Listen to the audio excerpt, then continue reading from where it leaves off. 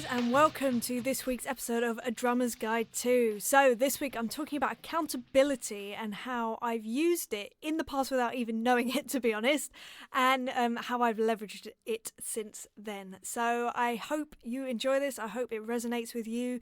Let me know how you use accountability in your everyday life, drumming life, musician life, any life really. Yes, anyway, enjoy. Let me know how you get on with it. I thought I would just talk about something that is relevant to exactly this moment, and that's accountability. And it's something that I didn't realise this until literally today, but it's one of the biggest ways I've gotten the most done, really, in my life and in my drumming in particular. And it all started from when I very first started. I started playing when I was 11, and I was so lucky that I met my best friend through playing the drums, Charisse Osei, who, if you know me, you know Charisse, because we are sisters from another mister. And we started out together. We started playing on the same day in school. You literally couldn't write this stuff. It's crazy. And when I first started, we would come into school every day to practice, because we didn't have drums at home or anything like that, and school luckily did have drums. I mean, that's how we started, was in a drum club in our school. That's how we met, that's how we started our journey together. And yeah, so every morning at 7 o'clock in the morning, we would be there at the school gates, heading in to go and practice. And what I realised was the accountability of knowing that another person is there waiting for you really motivates you. Well, it motivated me, because the idea of letting people down kills me. So I would be up at 6 o'clock to, get ready. Then we'd go into school. Well, I'd go into school, she'd come into school. We lived like opposite sides of the school. We'd meet there at the gates, head in, and we'd go and practice for an hour before school. Then we'd go for an hour at lunch and an hour after school. Luckily, bless the poor teachers, hearing drums first thing in the morning at 7 in the morning, and they let us do that. Talk about supportive teachers and stuff, unbelievable. So that was my first sort of introduction to having a routine, having someone that you're accountable for. And we did this routine for the whole of our school years, so from 11 till 17, which is when she ended up getting a gig and going off on tour. Actually, she left school early. I was so jealous, but I was so happy for her. Oh my gosh. And then I did it till 18, so a good 7 years of doing 3 hours of practice every school day, and then at weekends sort of just going, oh my gosh, I really want to be back in the drum room and be practicing. And yeah, it was great. And also being able to bounce off of someone else and sort of trade ideas was absolutely invaluable. It meant that we sort of progressed, I think, doubly, if not more, triply, quadruply as quick as I would have done by myself. Because, one person would say, oh, look at this is what look at what I've worked out, and oh God, that'd be amazing. Oh, what if you did this? And we would bounce off each other. And if you ever meet us, if you ever see us in a room, we're still like that together.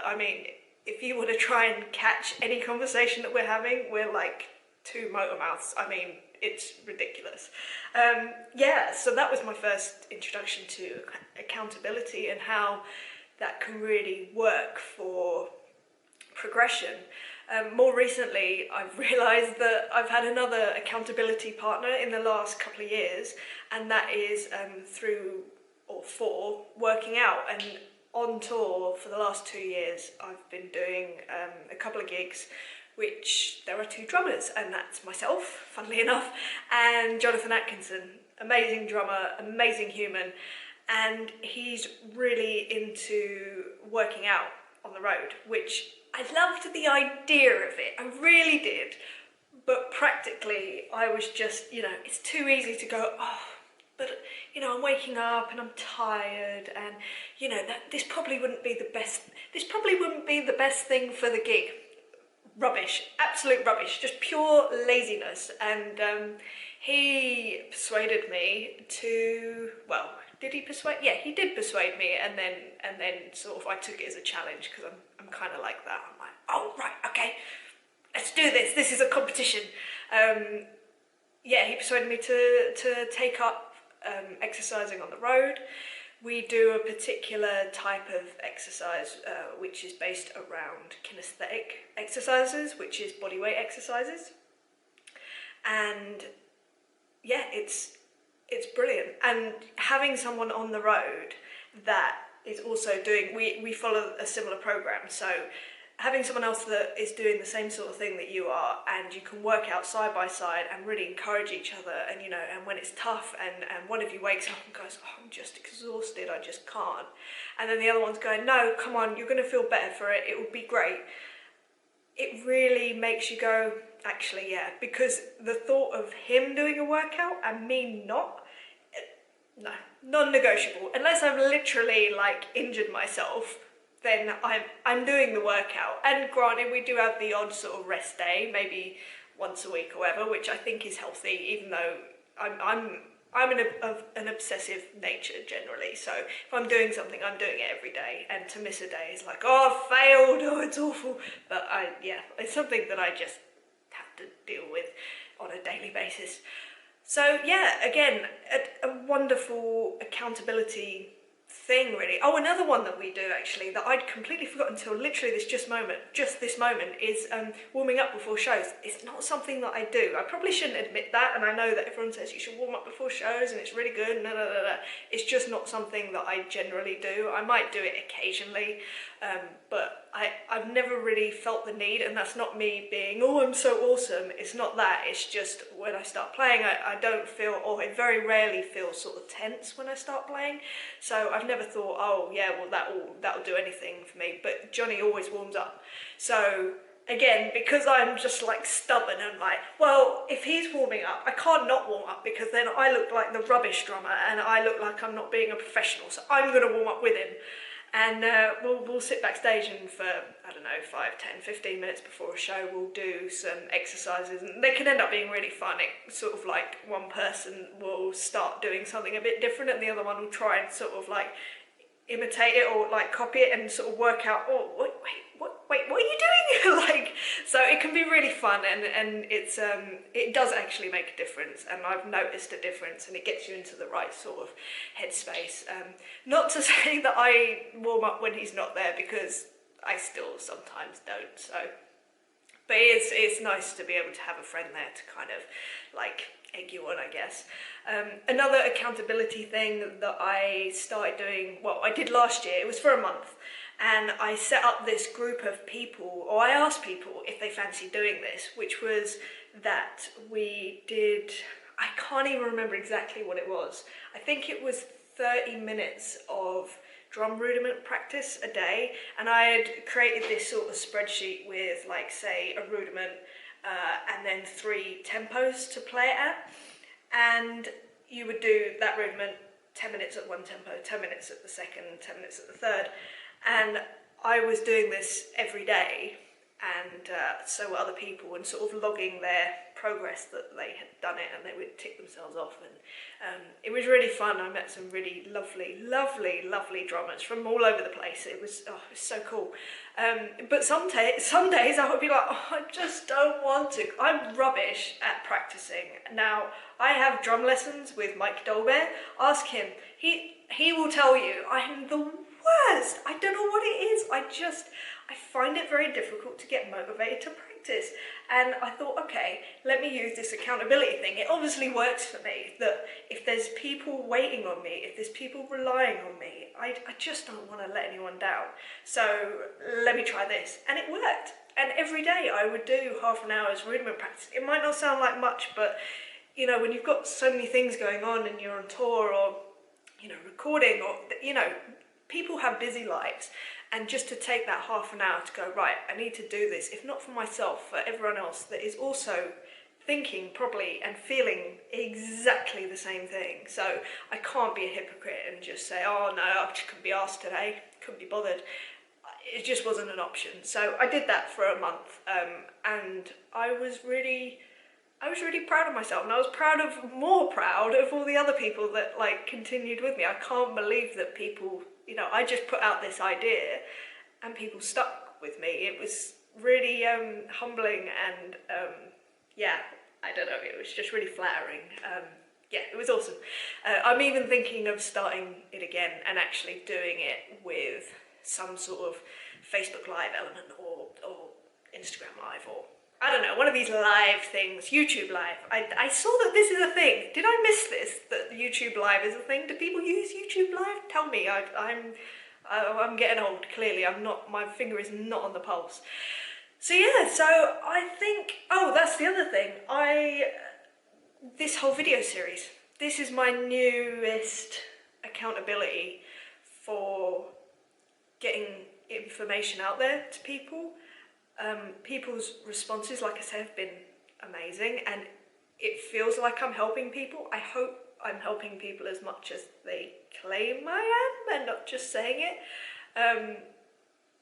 And yeah, it just it inspires me. I feel inspired to talk rubbish at you. I'm sorry that I'm spouting all this stuff at you, but it is making me feel like I'm sort of giving something back to the drum community, the music community, to any kid that's going, oh, I want to do that, but I don't know how, and I don't understand what I need to do and what it all means, you know?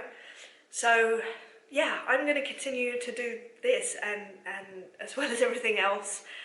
And yeah, I just keep commenting, ask me more questions. Yeah, thank you for inspiring me and feeling like I have something of value to give. I will continue to give as much as I physically, emotionally and mentally can to you.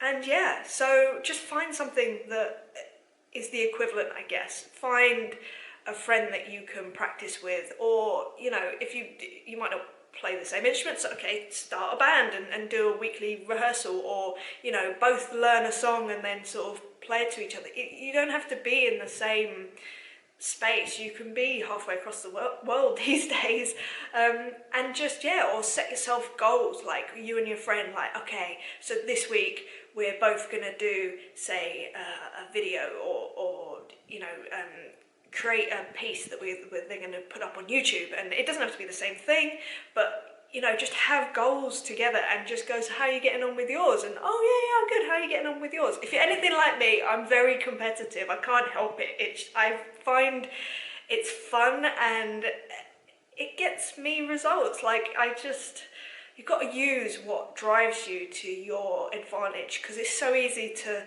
you know, for me to go, oh, the feeling of letting people down, I could use that as a debilitating thing. You know, if I do let people down, oh my gosh, then my life is all over and I can't live up to it. No. I'm going to use it as a positive, like, right, I don't like letting people down, therefore I'm not going to let people down.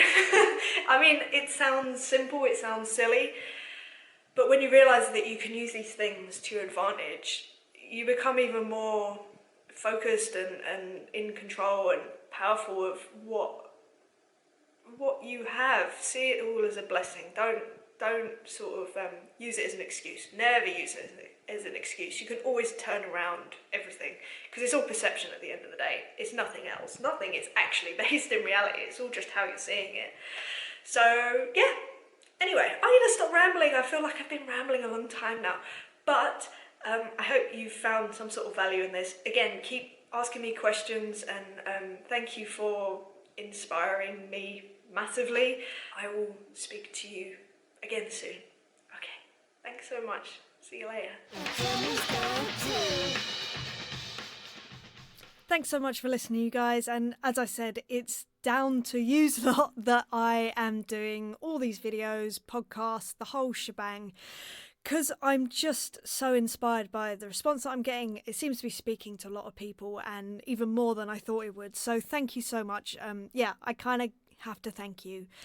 Now, if there is any other topics that you'd like me to cover, it's the usual thing. Just please feel free to email me at info@adrummersguide2, and I will answer whatever questions you have as best as I can with the knowledge and the experience that I've had, and hopefully it's useful.